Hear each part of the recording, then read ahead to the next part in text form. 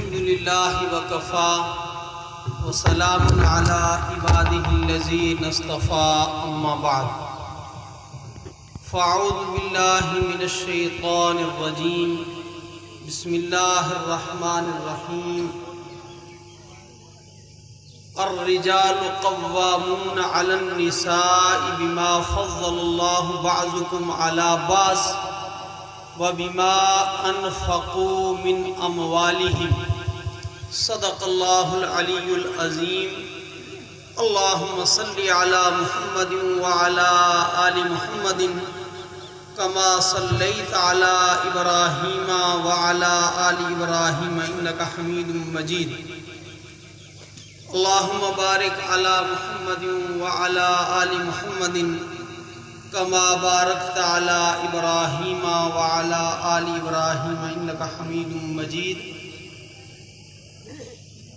اس بہت ہی پر رونق مجلس اجلاس کے صدر باوقار حضرت مولانا سعید احمد حبیب، صدر تنظیم علماء اہل سنت والجماعت ضلع پونچھ، نائب محتمم جامعہ ضیاء العلوم و جامعۃ الطیبات، بزرگ عالم دین اور اس ادارے کے سرپرست اعلیٰ حضرت مولانا عبدالعزیز صاحب، اور ہمارے قریبی پولیس اسٹیشن کے ایس ایچ او صاحب، دانشوران قوم و ملت، طلباء عزیز، اجلاس میں اصل گفتگو آنے والے مہمان کی ہونی ہے۔ میں 10 منٹ میں مختصر سی بات آپ سے کروں گا۔ مذہب اسلام چند چیزوں کے مجموعے کا نام ہے، توجہ ادھر رکھیں۔ عقائد، عبادات، اعمال، معاشرت اور اخلاقیات۔ عقائد کہ آپ کا یقین، عبادات جو آپ اپنے پیدا کرنے والے مالک اور خالق کے سامنے اپنی زبان سے، اپنے بدن سے، اپنے مال سے عاجزی کرتے ہیں۔ ہمارے ہاں مذہب بس یہاں جا کر کے رک جاتا ہے، جبکہ یہ صرف 2 حصہ مذہب ہے، 3 حصہ مذہب ہے۔ معاملات، لینا دینا، معاشرت، رہنا سہنا، اخلاقیات، ایک دوسرے کو پیش آنا، اچھے اعمال کرنا، اچھے کام کرنا۔ اور اتنی گفتگو کے بعد میں براہ راست اپنے موضوع کو ہٹ کرنا چاہتا ہوں، اور میری تمنا ہے کہ وہ بات آپ کے دل و دماغ میں جگہ بنا لے۔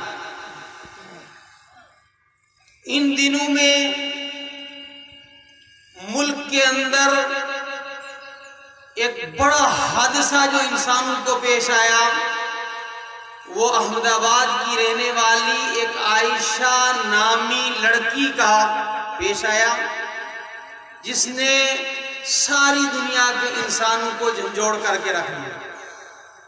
اور جس نے جاتے جاتے یہ کہا کہ میرے مالک، میرے اللہ، اب دوبارہ مجھے انسانوں کا منہ نہیں دکھانا۔ انسان اس کائنات کا دولہا ہے، انسان ہی اس کائنات کی سب سے اچھی مخلوق ہے۔ یہ آسمان کی بلندیاں، یہ زمین پر بچھی وادیاں، یہ جھرنے، آبشار، چشمے، یہ نباتات، یہ حیوانات، سورج، چاند، ستارے، یہ سارے اللہ تعالیٰ نے انسان کے لیے پیدا کیے۔ اب آپ بتائیں کہ انسان کتنا عظیم ہے۔ سورج ہے تو انسان کی خدمت کے لیے، چاند ہے تو انسان کی خدمت کے لیے، ستارے ہیں تو انسان کی خدمت کے لیے، غلے ہیں تو انسان کے لیے،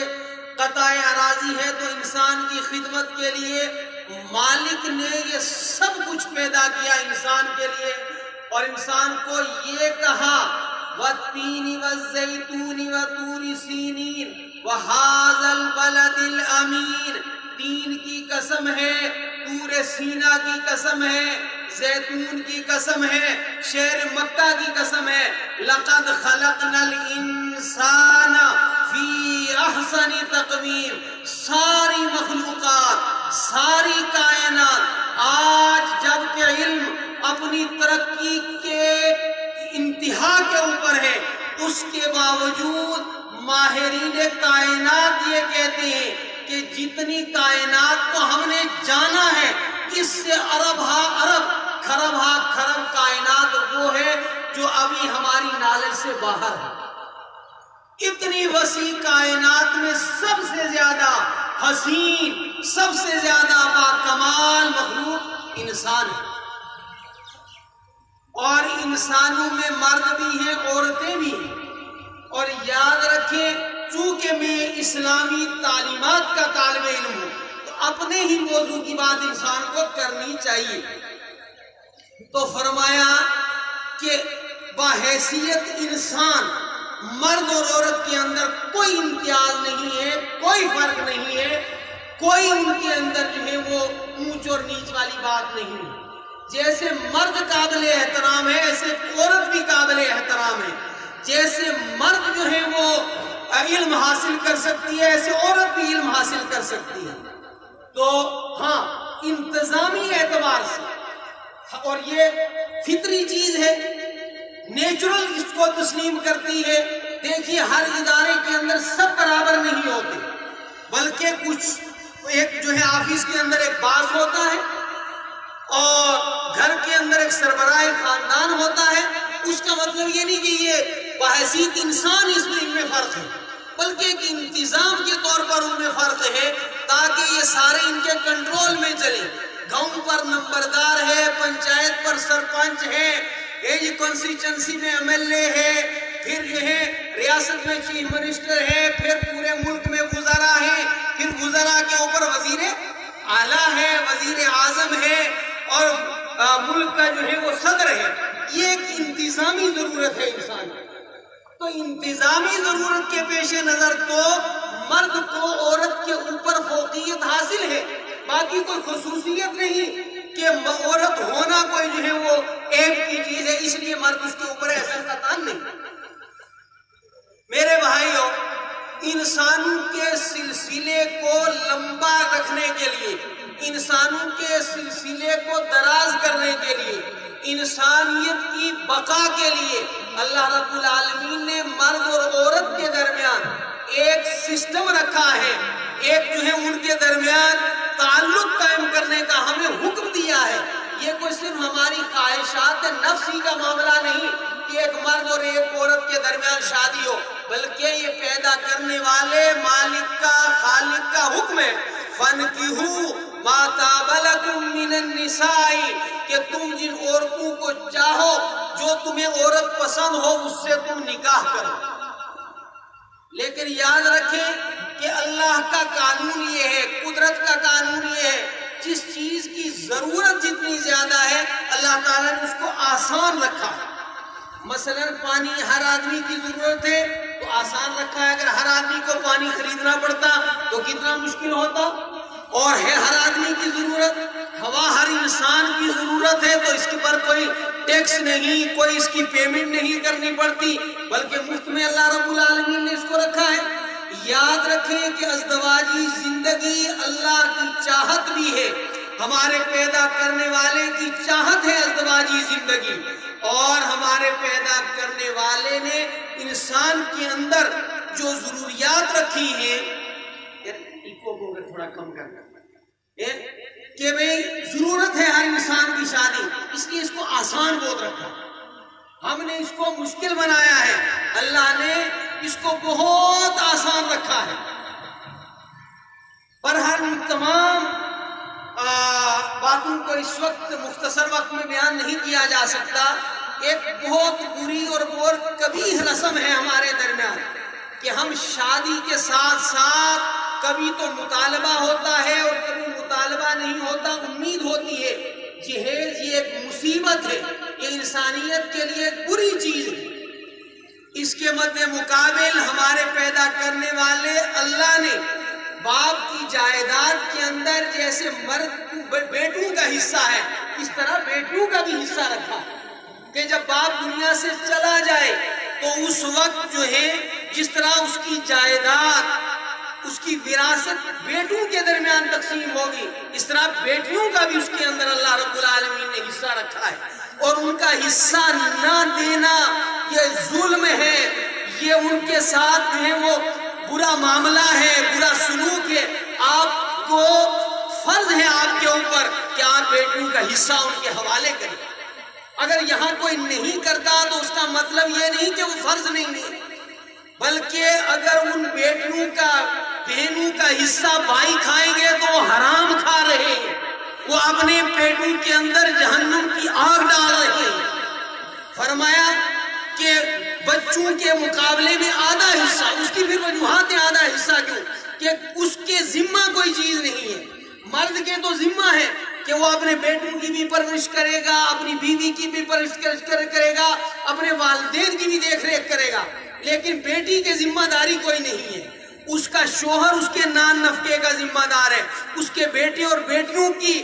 جتنی جو ہے کفالت ہے وہ اس کا شوہر کرے گا اس کے ساس سسر ہے تو وہ اس کا ذمہ دار ہے اس لیے بیٹی کا حصہ کم رکھا جسے عقل تسلیم کرتی ہے لیکن باقاعدہ قرآن حکیم نے کہا للذکر مثل حظ الانثیین ایک آدمی اگر مثلا میں مثال دے دو 3 لاکھ روپے چھوڑتا ہے اور اس کا ایک بیٹا ہے ایک بیٹی ہے تو 2 لاکھ بیٹے کے ہوں گے 1 لاکھ بیٹی کا حق ہے اگر اس کے پاس 30 کنال رقبہ ہے اور اس کا ایک بیٹا اور ایک بیٹی ہے تو پیدا کرنے والے مالک نے بتایا ہے کہ 20 کنال تو بیٹے کی ہوگی 10 کنال جو ہے وہ بیٹی کی ہوگی تو جو حق ہے وہ تو ہم دیتے نہیں اور جو نہیں ہے جہیز کے نام پر آج یہ دنیا کے اندر جو فتنے اور فسادات ہیں اور یاد رکھیں کہ دنیا کے اندر جو انسانی سماج ہے اس سماج انسانی کی جو تعمیر ہوتی ہے مرد اور عورت اس کی بنیاد ہے اگر مرد عورتوں کے حقوق جو ہیں وہ ادا کرتے رہے عورتیں مردوں کے حقوق ادا کرتے رہے تو دنیا جو ہے وہ امن چین اور سکون والی جنت بن جائے میرے بھائیوں مجھے جو اپنی خاص موضوع کو ہٹ کرنا ہے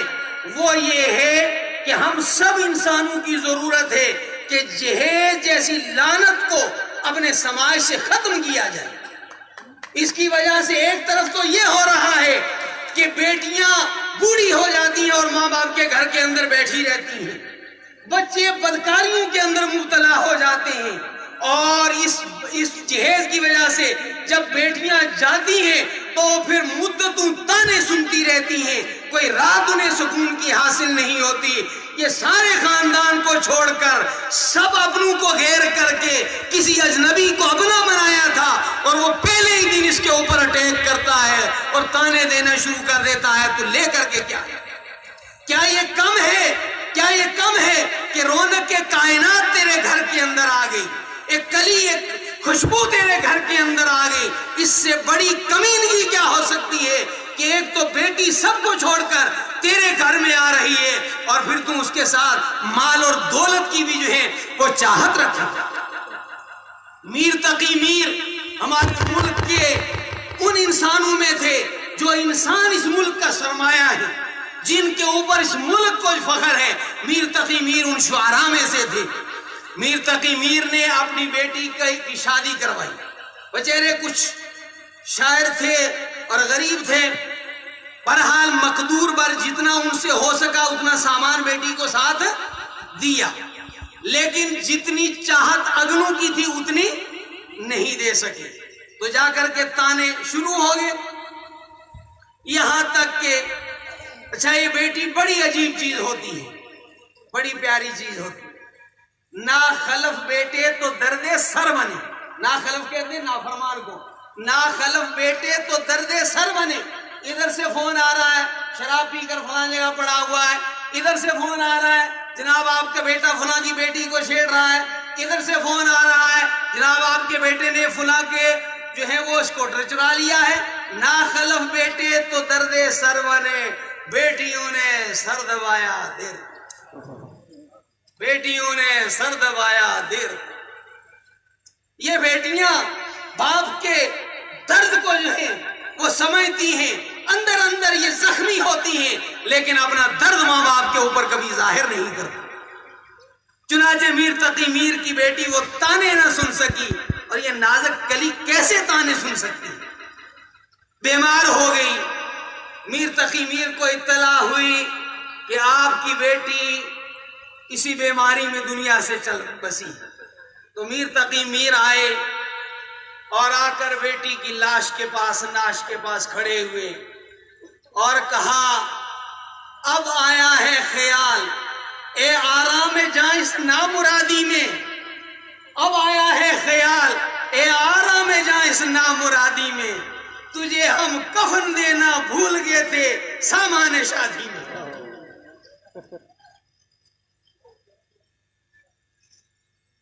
میرے بھائیوں, ہمارے پیدا کرنے والے مالک نے ہمیں کہا تھا, الرجال قوامون علی النساء, مردوں تمہیں عورتوں پر ذمہ دار بنایا گیا ہے. کیوں بنایا گیا ہے؟ کہ تم اپنا مال ان پر خرچ کرو, ان سے مال لینے کی امید مت رکھو, بلکہ اپنا مال تم ان کے اوپر خرچ کرو.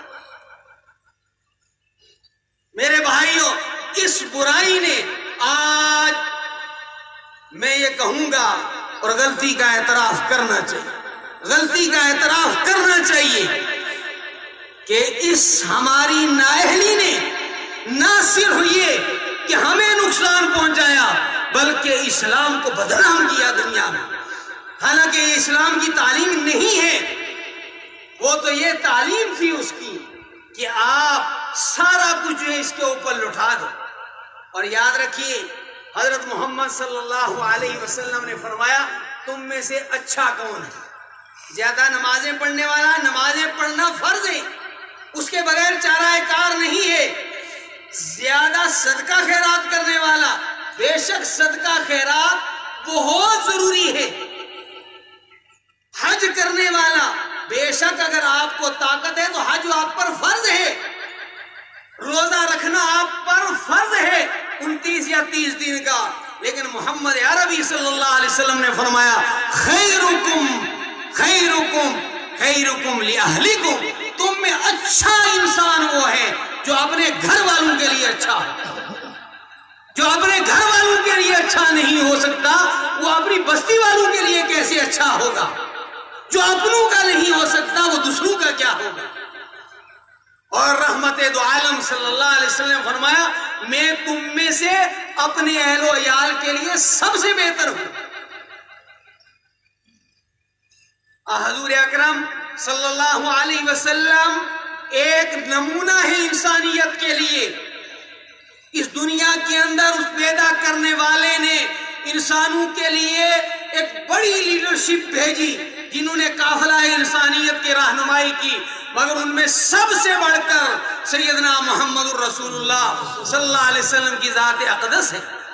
حضور اکرم صلی اللہ علیہ وسلم نے خود شادیاں کی, اپنی بیٹیوں کی شادیاں کروائیں. آپ صلی اللہ علیہ وسلم کے سامنے اس معاشرے میں آپ پر ایمان لانے والوں کی شادیاں ہوئیں, لیکن جہیز کا کوئی تصور وہاں نہیں, بلکہ عربی زبان کے اندر جہیز کے لیے کوئی لفظ ہی نہیں ہے. چنانچہ اس جہیز کی وجہ سے آج سماج کے اندر بڑی برائیاں جنم لے رہی ہیں. جہیز کی وجہ سے سماج کے اندر جو ہے وہ بدکاری عام ہو رہی ہے. اگر ہم نکاح کو آسان رکھیں گے تو اس کا نتیجہ یہ ہوگا کہ نکاح جلدی جلدی ہو جائیں گے. جب ہم نے نکاح کو مشکل بنا دیا کہ جناب کھانے کے لیے اتنا پیسہ چاہیے, دولہا کو ساتھ دینے کے لیے اتنا جو ہے وہ پیسہ چاہیے, اس کی وجہ سے نکاح کم ہو رہے ہیں, بدکاریاں عام ہو رہی ہیں. جب بدکاری عام ہوتی ہے, اللہ کی لعنتیں سماج کے اوپر برستی ہیں. ایک دور ایسا تھا ہمارے علاقے میں,